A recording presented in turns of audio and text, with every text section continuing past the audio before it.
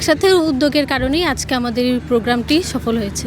এটা কিন্তু একটি অরাজনৈতিক প্রোগ্রাম, এটা কিন্তু রাজনীতির কোনো প্রোগ্রাম না।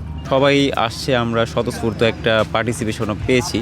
রাজনীতির বাইরে রাষ্ট্র পরিচালনার কোনো সুযোগ নাই। প্রত্যাশা করছি যে আজকের আয়োজন সফল হবে।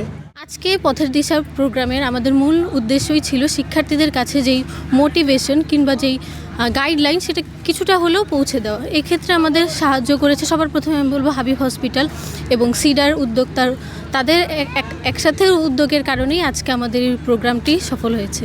সাভারে বেশিরভাগ কলেজগুলো কভার করি, তারপর আমরা এখানে স্টুডেন্টদের ইনভাইট করি, স্টুডেন্টদের গার্ডিয়ানদের ইনভাইট করি, আর তারা খুবই ভালো মতো রেসপন্স করেছে। আমরা হয়তো লিমিটের বাইরে চলে গিয়েছিল, রেজিস্ট্রেশন লিমিট।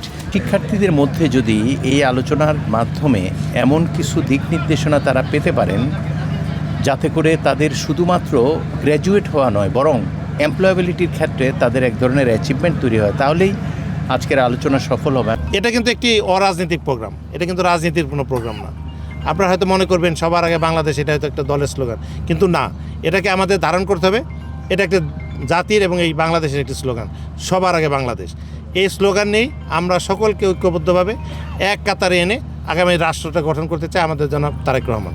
আমরা দেখেছি জেএনজি রাজনীতি বিভব, সুতরাং রাজনীতির বাইরে রাষ্ট্র পরিচালনার কোনো সুযোগ নাই।